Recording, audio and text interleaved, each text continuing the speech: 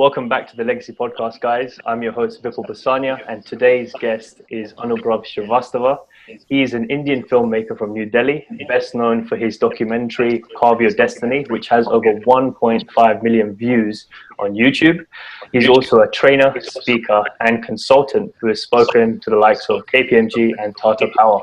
Anubhav, thank you for taking the time to speak today. Well, thank you for inviting me. And it's hit about 1.7 million views now. Oh, okay. Yeah, that's amazing.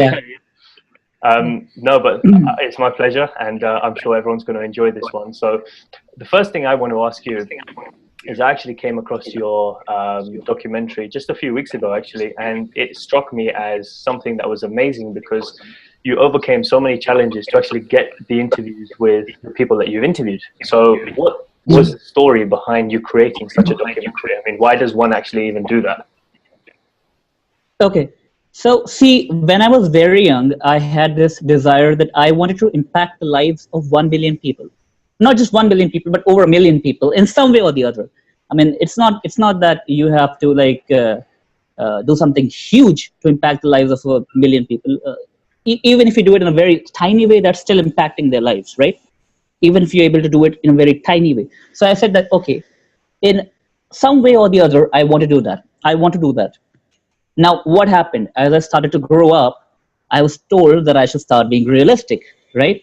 I mean, when you grow up, your friends, your family, everyone around you, they start telling you that you should just start being realistic and forget all these childhood dreams that you have.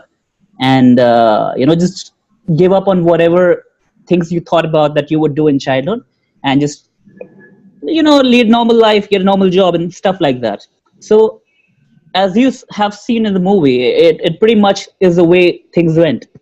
But then, when I was in my college, what exactly happened was that there was actually an international inter-university competition that was going on. And by the way, around that time, I also started reading a couple of personal development books, and I should really credit that book, Think and Grow Rich by Napoleon Hill. It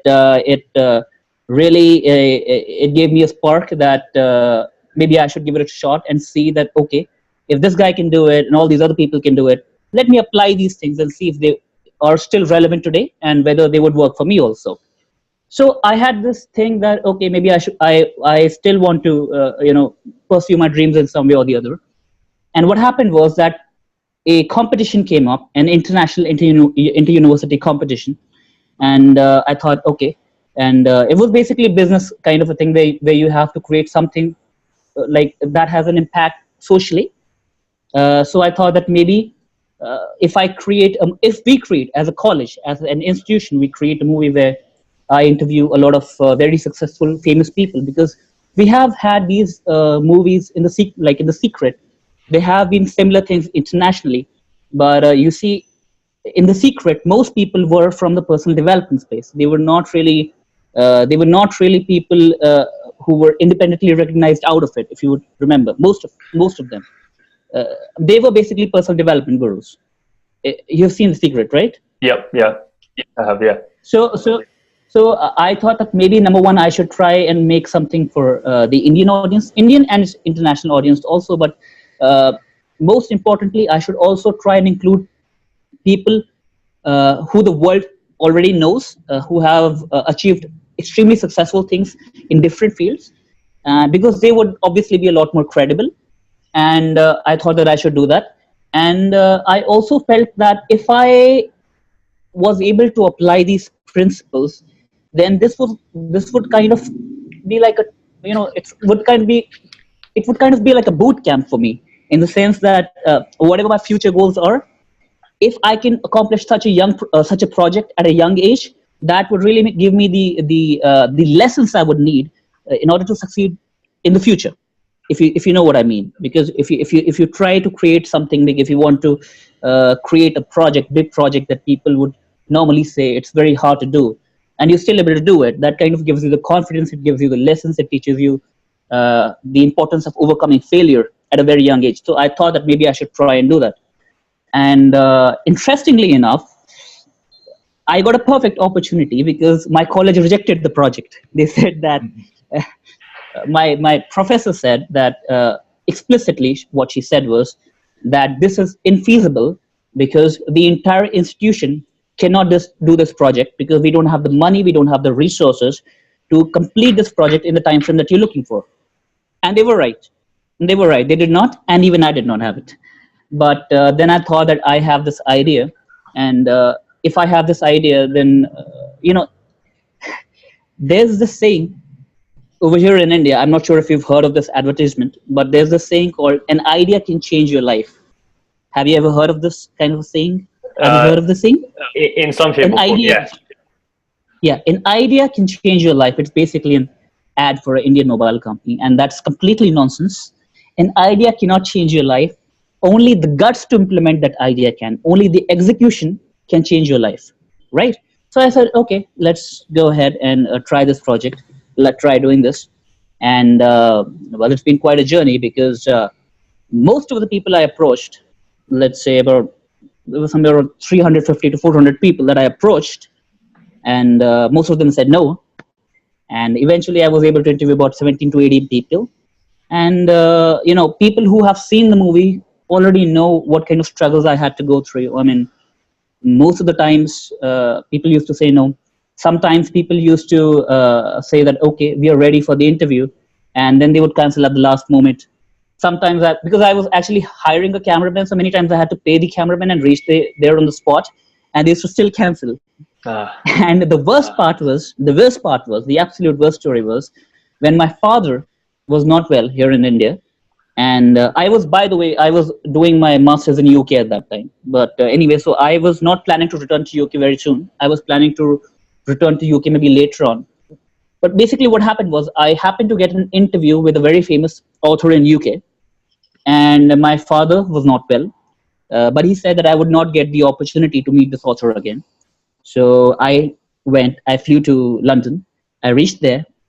And the moment I reached, I get a call from the secretary saying the interview is cancelled. And I said that, look, I have come all the way from India. My dad is not well, but he sent me here. So she is like, you should be grateful you even had the opportunity to come for this. You should be grateful that we even gave you the opportunity to meet, this gentleman. Well, number one, the opportunity never came. And number two, there's one thing definitely that I realized from this is that, many times it's been said over here in India, they say that people don't honor commitments, but it's basically a worldwide thing. It's really a worldwide thing. So it's not about whether you're Indian or whether you're British or whether you're American. It's a matter of character more than anything else. Yep. Yeah, definitely. Yeah. It is a matter of character, and it's not something that you should put yourself forward for if you're not going to follow through with it, because it tells you a lot about people that are in these places and have accomplished all these things, and they still do that. Yeah. And then it's like, are you really true to your word? I mean, how much does your word mean? If you could do that once, how many times have you done that before? And right. I mean, it's amazing that you went through that journey and you managed to actually publish the movie. But just taking it back a little bit, when you first started, you said you had no resources, no contacts, no money, which you clearly stated them in the documentary. Yes. How did you take the first steps to actually approach the first people that you wanted to approach, and how did you know who to approach? Okay. See, first of all, I would say in one way I was very lucky that I was born in an age where there's the internet. Okay, because finding out the phone numbers of famous people is close to impossible. It's very hard. Just finding the cell numbers, but you can find out their email addresses. If you do your due research on Google or wherever, except for like movie stars and like top politicians, that's a little difficult. But for the most part, you can somehow find either their email address, or you can find the email address of their secretary, or you can find the email address of their office. So from there on, it's a numbers game. It's a numbers game. The more people you approach, sooner or later, somebody has to say yes. It becomes a numbers game, clearly. The only thing is that you have to understand that it's a numbers game. And the funny thing is that when I started out the movie, and a lot of people at that time, they laughed at me. They said that you cannot make the movie because you don't have the resources and money. And when I finally had these interviews, when I finally met the Deputy Prime Minister and the former President of India, they're like, this is Photoshop. It's almost like that. It's almost like that saying, when they see someone walk on water, they'll say that it's because he can't swim, right? There's always some excuse that they'll pick out. So yeah, right. But so like I said, no, go ahead, carry on.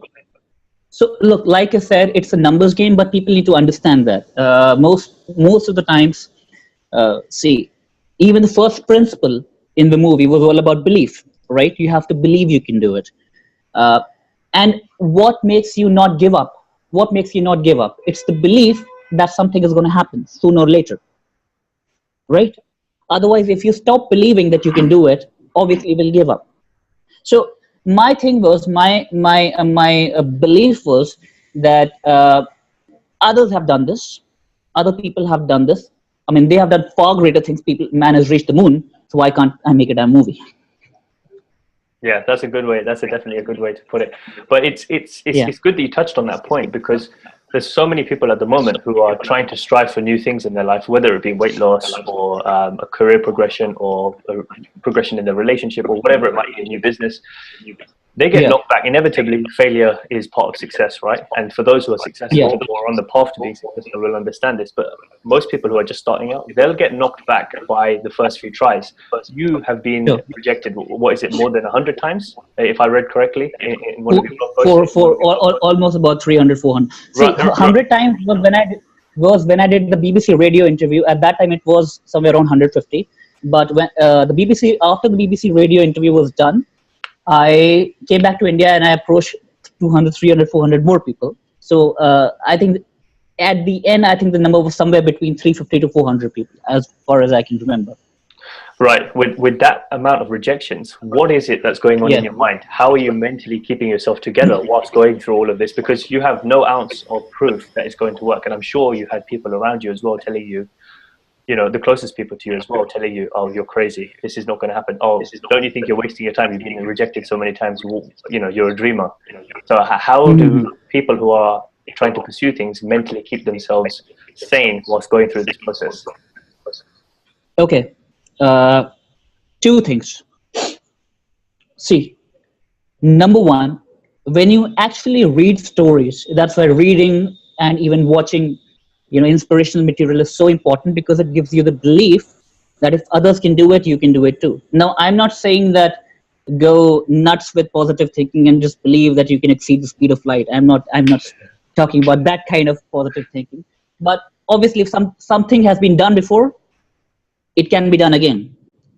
And the fact that when I read the stories of very famous people who had received so many rejections and achieved so much more, so and basically they also follow the numbers game and preparation and discipline and all these things that are mentioned in the book Think and Grow Rich. And not just Think and Grow Rich, but if you read the biography of any successful people, it's a similar pattern, right? So when I read their stories, my belief was that if they can do it, and they also face the same kind of frustration, the same kind of desperation. So I kind of put myself in their place, and I put them in my place. So what would they do if they were in my situation? And I did that. Okay. That was in the beginning. And secondly, maybe you've heard of the story before, but I'm pretty sure this.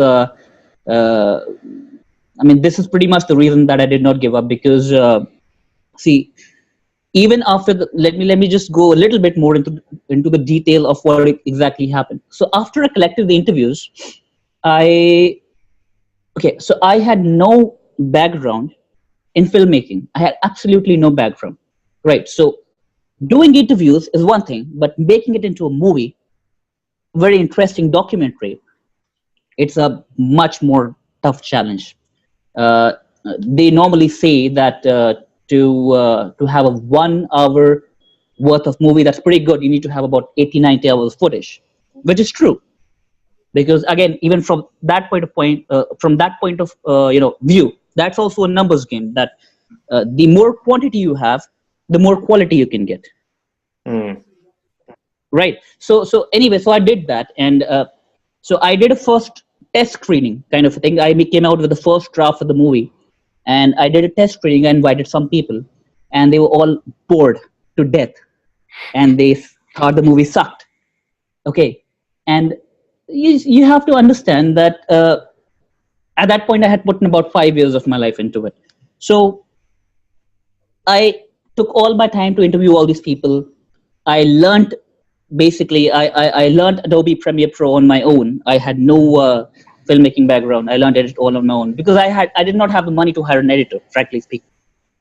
I did not have the money to hire an editor who would edit the movie for 6-7 months or whatever. So you do all this stuff and you still get knocked down.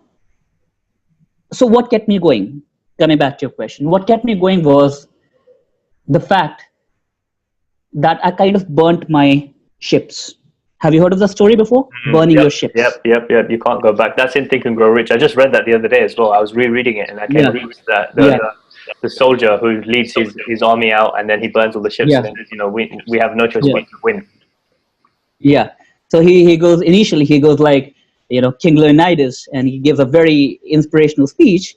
And then he says, burn the ships. And then they have no option.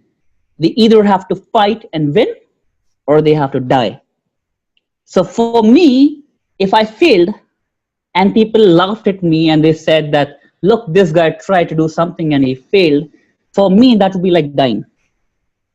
Because I am okay with somebody laughing at me in the short term. In the short term, it's okay. I don't care. But in the long term, as far as possible, I want to prove them wrong. So for me, that was equivalent to dying. If somebody, in the long term used me as an example of failure, I did not want to do that. So I just kept trying. I kept repeating those test screenings until the point where the people who were in the target audience, obviously this movie is not going to appeal to everyone, but the people who were in the target audience, they all got up and they clapped.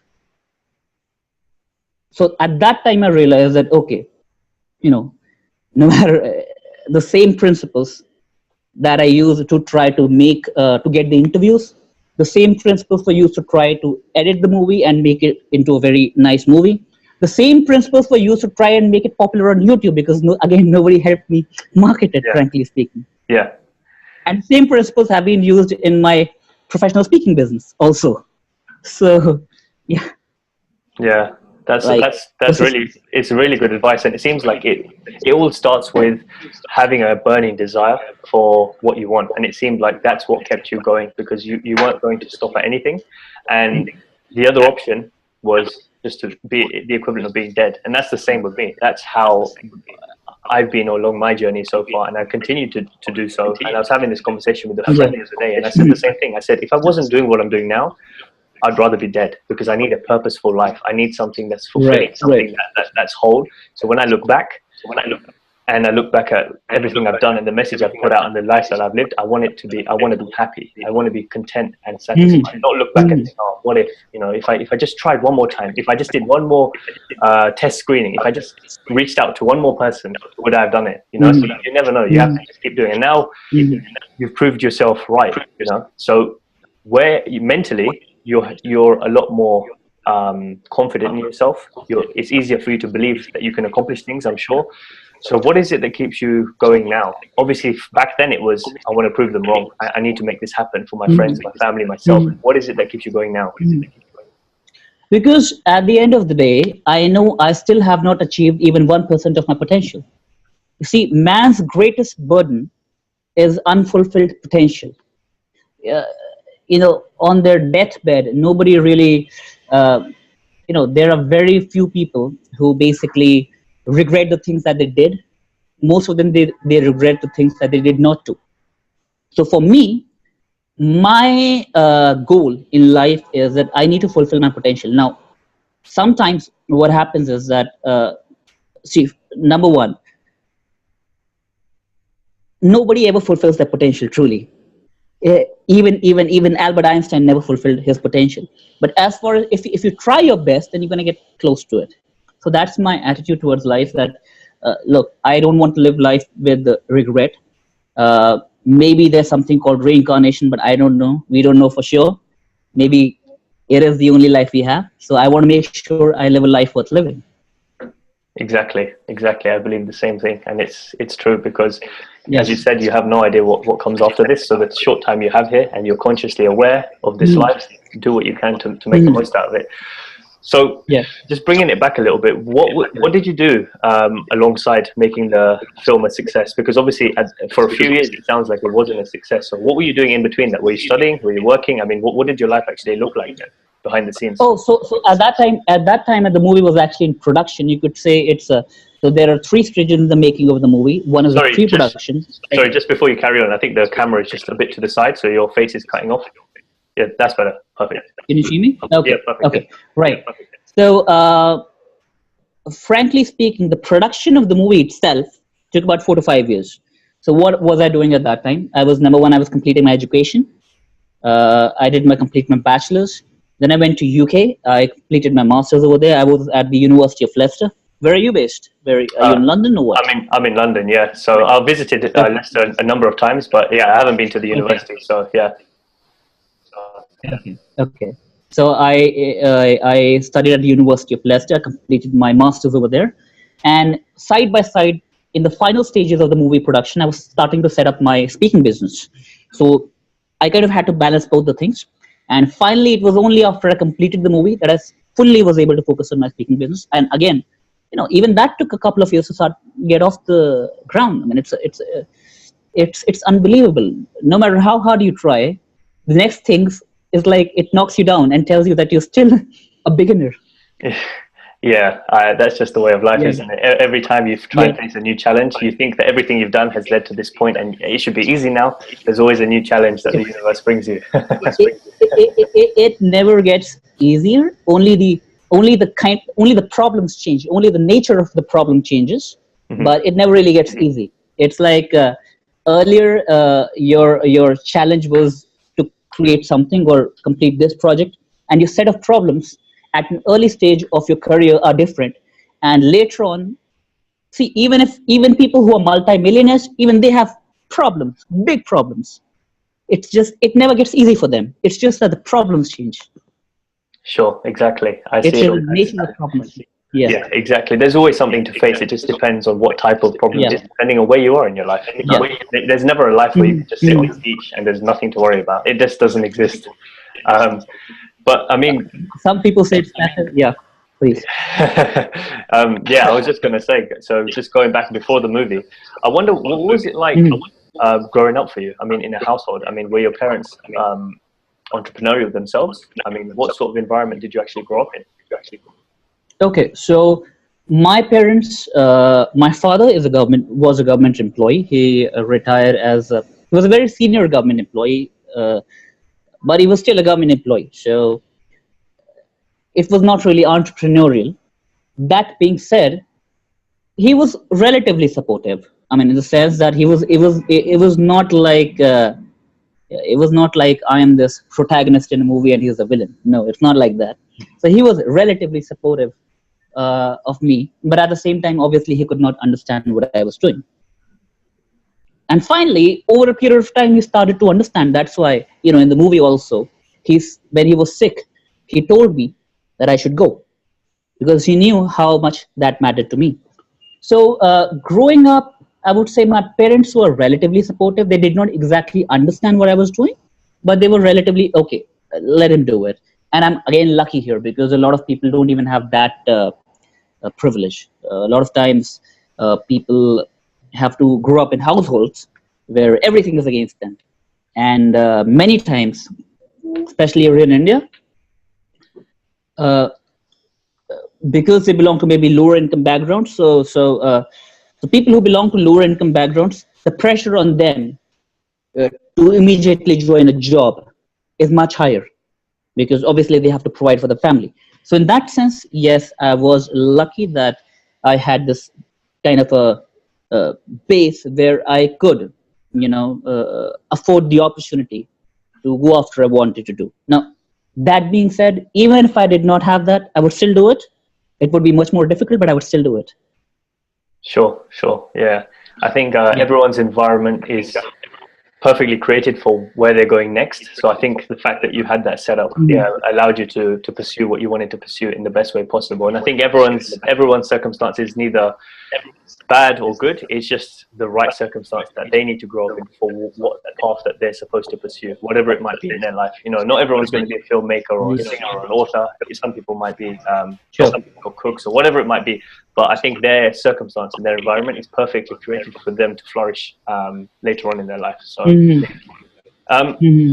just looking at your speaking career now, like, do you think the movie helped leverage your speaking career, or do you think it just, you know, people didn't actually take notice of it and thought that, you know, you needed to have a speaking background now?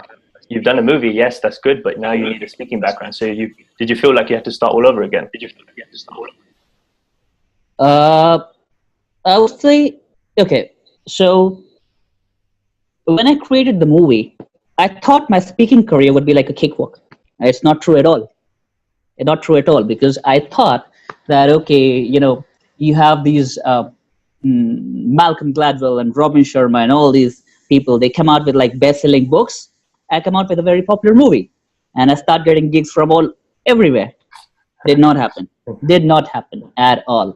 And that is why I was also very disappointed, that I thought that, okay, I have put in all this effort and everybody's saying such good things about the movie. But at the end, I'm still stuck. I still have to do something to make sure that, you know, basically, I felt initially that my movie was not helping me. However, so I had to do, again, I had to start doing the numbers game thing again. You know, we talked about approaching people, sending out emails to people. I had to start doing this again, this time only towards the companies who would be hiring me, right? It's basically like cold calling, but you're doing cold emailing here. So while the movie did not help me as much as I wanted, at the same time, it gave me the credibility for people to take me seriously when I approach them. So when they read my email, or when you approach somebody and you send them a proposition, 90% are going to ignore you, or maybe 95%. And the 5% are going to evaluate as to what makes this guy credible to help me. And that is where the movie helped me, to help me get the credibility, to land the first speaking gig, and the second speaking gig, and the third speaking gig.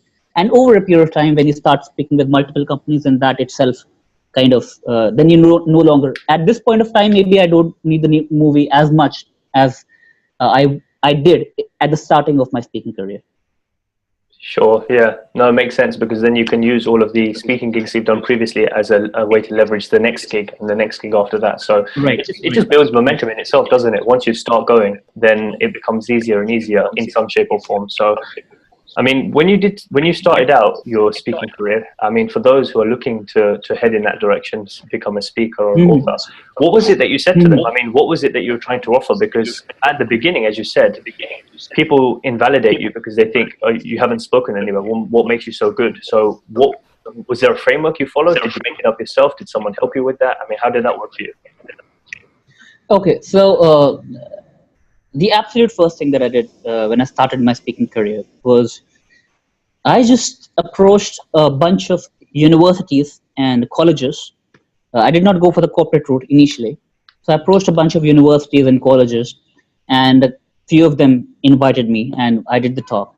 But and it was good. It was fine. But the thing again is that in India, or maybe not just in India, everywhere, it's very hard to actually make money in the education market if you are offering okay, so let's say I send an email to the vice chancellor of a university saying I can do a speaking session for your students. Now the vice chancellor is going to think, how the hell is that benefit me? How the hell is it going to benefit my university? It's going to help the students. That's the way they think. I mean, they are going to charge a lot of money from the students, but when it comes to actually providing something to the students, then they say they are out of budget. they don't have the budget. So for me, I don't know for others, but for me, the education market was just not worth it in terms of the return on investment.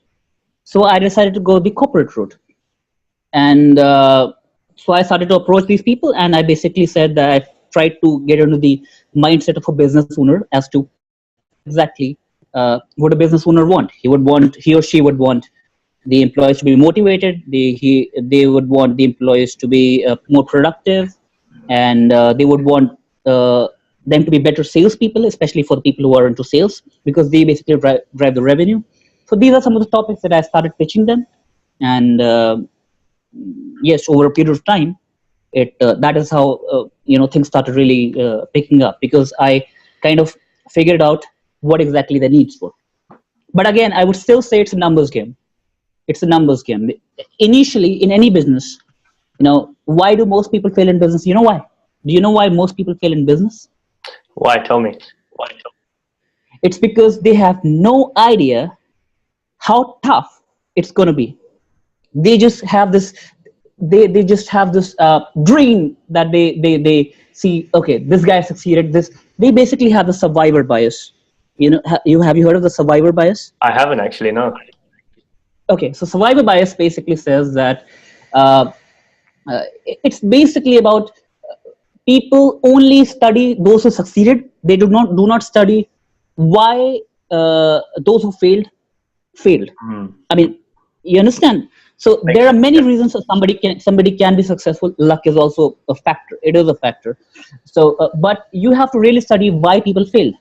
And what I have seen is that most people, they go into starting a business, but they have the mindset of an employee.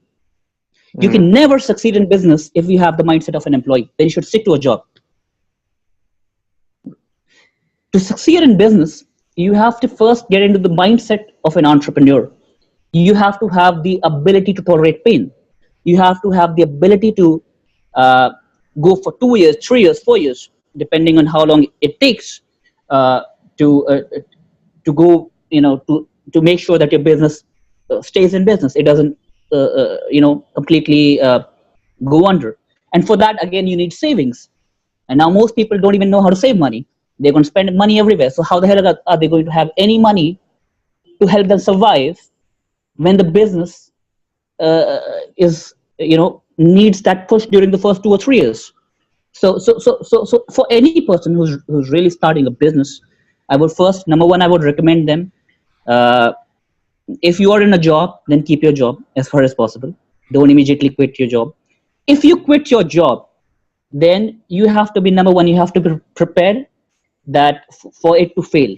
You have to be basically go into this with the mentality that we are going to fail, or we can fail. I'm not saying, not we are going to fail, but we can fail. And for some years, what we're going to do is, what we need to do is to make sure that we have the savings that is going to make sure that we stay afloat. And if you can make through that time, 2 or 3 years or whatever, it's different for different businesses. So I cannot just say generally it's going to take that long. But on general, it takes about 2 years for the business to really start rolling. So in that sense, you have to be realistic. Most people are like, I'm going to quit my job, and in 2 months, I'm going to find an investor, and in 3 months, I'm going to go public. so that's not how it works.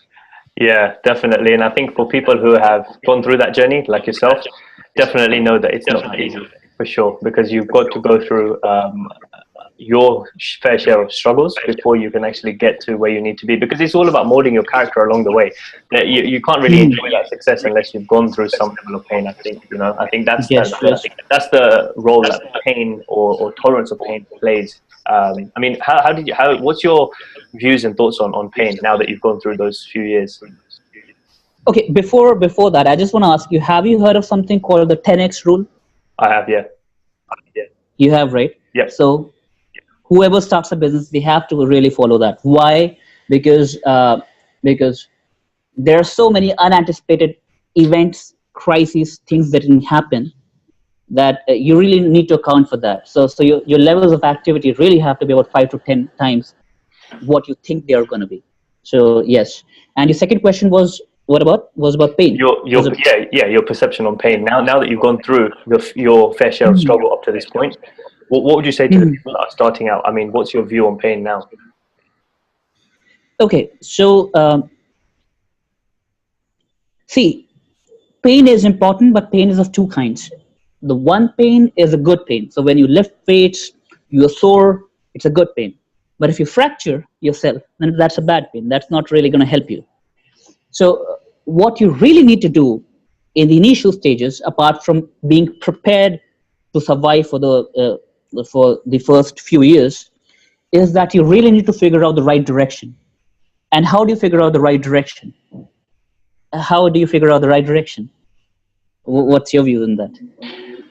You mean in terms of purpose, as in finding out what your purpose is for your business, or? No, just finding the way your business would succeed. How do you figure out the right direction? It's more about, I think for me, it's more about understanding, first of all, what it is that you're trying to achieve, and then going about a plan to actually execute on that. So how are you going to make it sales? How are you going to market it? Do you need to have a team? What job are you going to play in all of that? Do you need to outsource? You can't go in with a mentality of, I'm going to do everything. You need to properly plan everything out and then follow through, and also have a little bit of space to account for the fact that things are going to go pear-shaped completely. Yeah. So you're absolutely right. But there's one more thing that I've really found that has been tremendously useful to me. It is the importance of learning from somebody who has already did that before, who has already did what you want to achieve. If you follow their footsteps, you might not become as successful as them. So I'm not, again, I'm not saying that you should just follow one person's path. Maybe just study 5 to 6 or 10 people who in your line of business have really succeeded. And as far as possible, just emulate what they have done. Now, does that guarantee your success? No, but it raises your probability of success. It's kind of like this. It's kind of like you want to go somewhere, and the person who has already gone there is giving you directions. Is teaching you the direction. Otherwise, you're just lost in the woods. What the hell am I supposed to do? Yeah, that makes a lot of sense. It's something that I've learned over the last few years. Mentorship is a very key skill in terms of saving time and money and doing it the right way from the get-go. It definitely helps. So I think you're right. I agree. The first thing you should do is figure out what you want to do first, what it is, what line of work, what type of business, and then who is the best in that business, or who is the best person that you can reach out to initially learn what the beginning few steps are. And then as you go on, you reach out to more and more people as you reach the levels. Yeah, exactly. So, but, touching on that point, you said about direction. My initial perception of that question was, about purpose. So I want to actually ask you that now. Okay. How did you actually figure out what you wanted to do with your life? Because a lot of people are stuck. They have the feeling of, I want to quit my job. I want to live this dream, but how do I go about it? What is it that I want to do? How do you figure it out? How did you figure it out? So, you see, everybody in this world wants success on some level or on the other. Everybody wants to be a movie star. Okay, most people. So you could say, okay, my purpose is I want to be famous. My purpose is I want to be rich, or whatever their purpose, whatever they think their purpose is. But see, that is a wish, and everybody has wishes. But there's something that is called desire, which is again been mentioned in that book, Think and Grow Rich. Now, a desire is something that if you don't do it, if you don't follow it, it starts killing you from inside.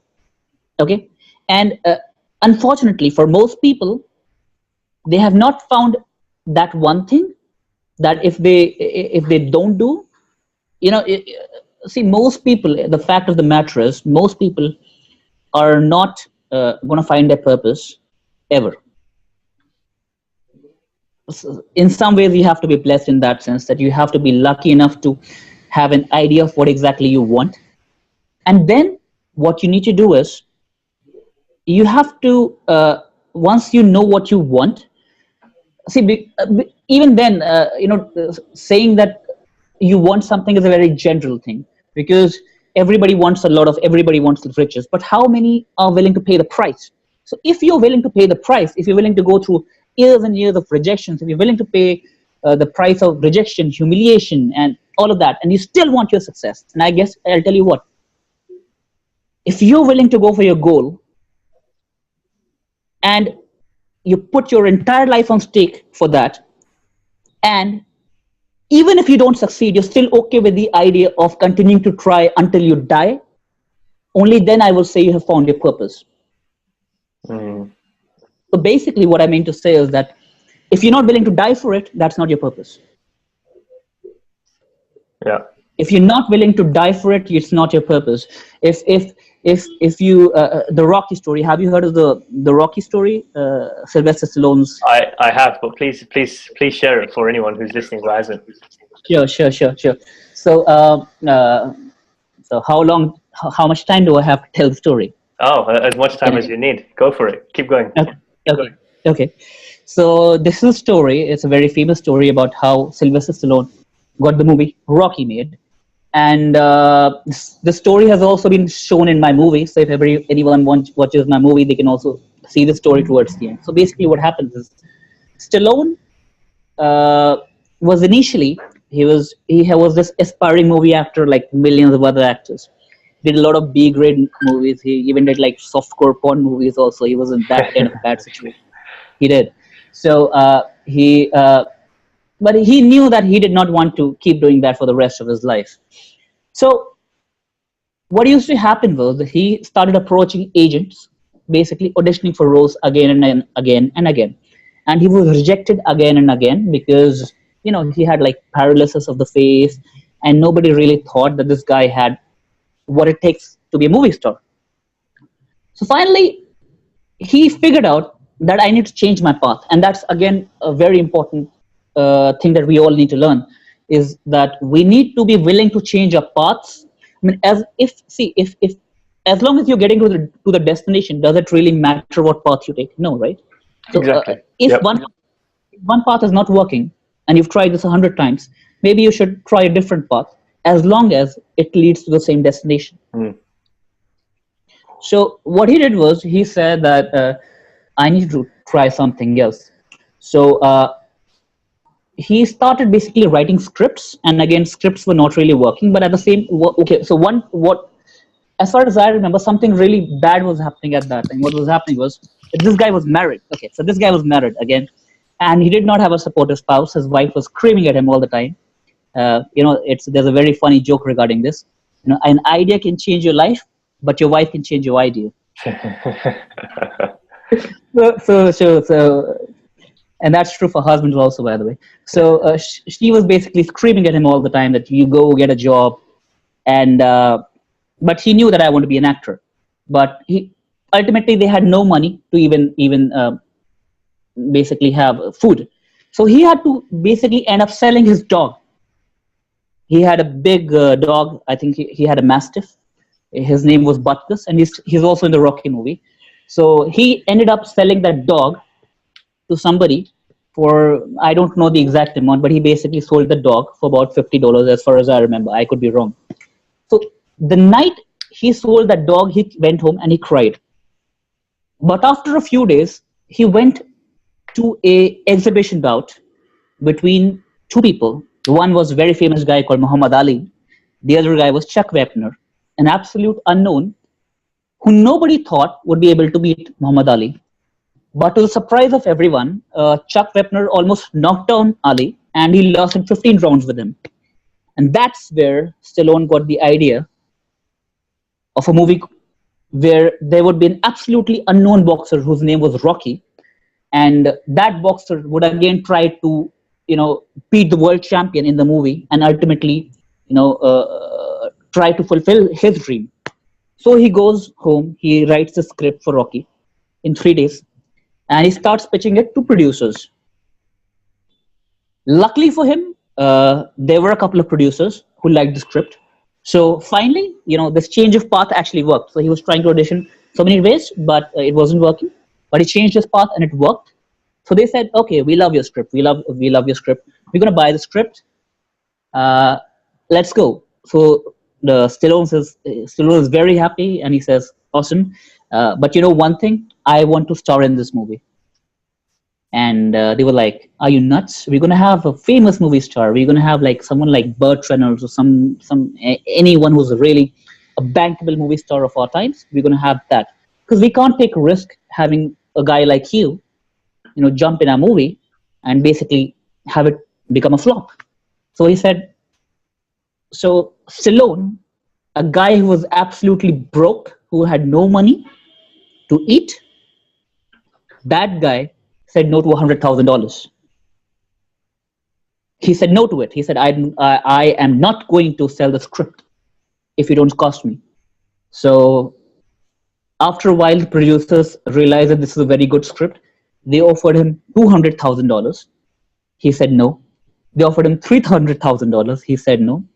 Finally, the script went to around $350,000, and he still said no. So why did he say no? Why did he say no? You know why? Because Stallone said that if he had in the back of his mind, his purpose of becoming a movie star was much greater than the instant gratification of $350,000. Now, how many people will be able to turn down $350,000 to get a leading star in a movie, to get a leading role in a movie that might not even work, that might even turn into a flop, because you never know it's going to work or not. But he did. And he actually said the reason he did not sell the script was that in the back of his mind, he had this idea that if he sold the script, even for $400,000, and that movie became a huge hit without him, he would jump off a bridge. It was that. Yeah, and it's a very deep story, and you told it in a very great way as well. It's not even over yet. It's not even over yet. But yeah. Keep going. No, keep going. I wanted to pitch in. I'll keep my mouth shut until you finish. Go on. There's a lot to say about. You can edit it. You can edit it out. The boring portions you can cut it out later on. So what he did was finally the producers came back to him and said that you're nuts. We know you're nuts, but you have a great script. We're going to offer you $25,000. We're not going to offer you $250,000. You're going to start in this movie, but we're going to offer you $25,000 only. Do you want to take it or not? He said, yes, I want to do it. And then he goes, the first thing he did was he goes back to the man to whom he sold the dog. He sold his dog. The man would not sell the dog again. So he tried, begged, and finally the man to whom Stallone sold the dog agreed to sell the dog back for $15,000. And Stallone agreed because he loved the dog, and he got the dog back. The dog is in the movie. Butkus was Stallone's real dog. The movie became a huge hit, massive hit, and it still turned Stallone into a massive household name, massive star. So basically, what it really says is that no, don't be disheartened when things get hard, because if they were easy, everyone would do it. To really become an inspiration to others, you first yourself have to travel that path, and only then you can become an inspiration to others. Just look at Stallone. He traveled that path. He had that persistence. He had that burning desire, and today he's an inspiration to millions, hundreds of millions of people. Yeah, it's over. Yeah. I don't think there's much more to say than that, because we see so many people in movies and auditions, pitching themselves, and a lot of them are successful and some of them aren't, but you never hear the stories about what you just said about Stallone's upcoming. Someone that big, you wouldn't think to question him. You just think, oh yeah, it's Stallone, he of course he's going to be in the next movie, and then every time you hear his name, you're like, oh, that must be a good movie. Stallone's in there. But you never see the actual path that he followed in order to get the fame and the riches, the wishes you were talking about that everyone wants. Right. And it's important to see that and they said this in Think and Grow Rich, you can't attain something for nothing. He had to exchange a portion of his life, a portion of his food, his income. He had to give up his, flourishing in his relationship for a short period of time in order to receive it. But then it came in the end, if you're willing to stick with it. Yes. And you also have to be, one more thing is, at the same time, you also have to be willing to do it, even if it fails. Like I said, for Stallone, it worked out. Now, some other dude might do the same thing and might do might put in all of the time and effort into creating something, and it might not get the result that they were hoping for.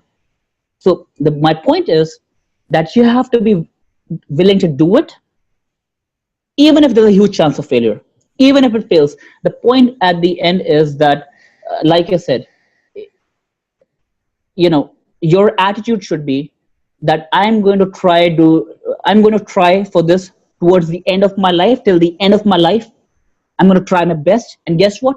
Even if I die trying to do it and I don't achieve it, even then, just trying for it was worth it. That's the kind of attitude that you need to have. Otherwise, you're going to quit.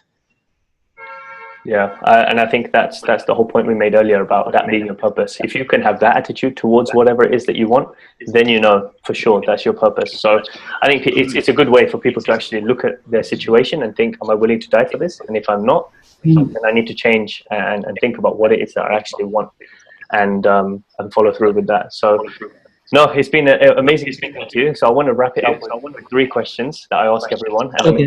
I'm interested to see what you'd have to say. So the first one is, with the knowledge and experience you have now, if you were to go back to your 18-year-old self and tell him something, what would you tell him? Okay, so first I would tell him that focus on the action, not the outcome, which basically means that 95% of what you do is going to result in failure.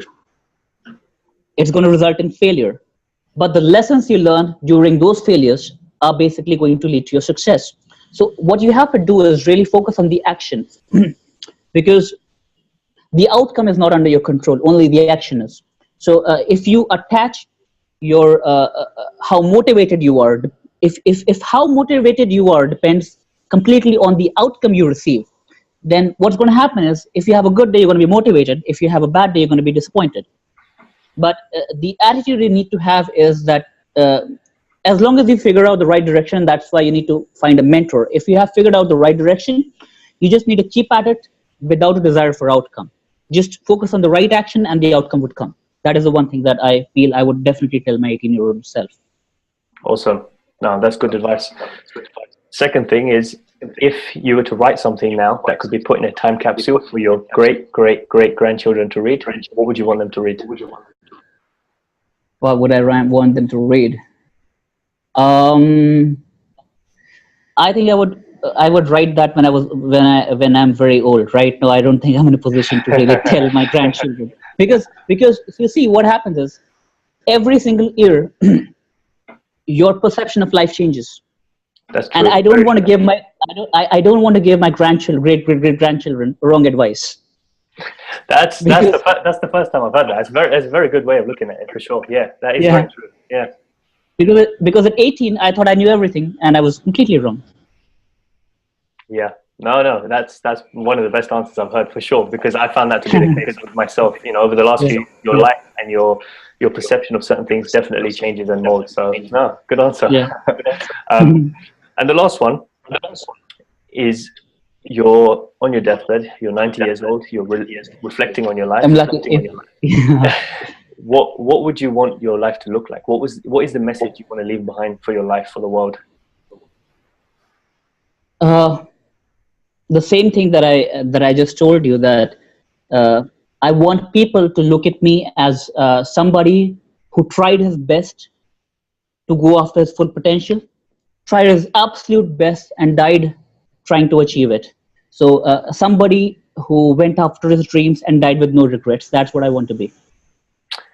Awesome. That's amazing advice. This conversation has been amazing. People are going to get fired up listening to this one, so I'm excited to hear people's feedback. Thank you so much for taking the time to speak, Anubhav. It's been a pleasure having you. Thank you so much, man. Thank you so much. It's an honor. Yeah. No problem.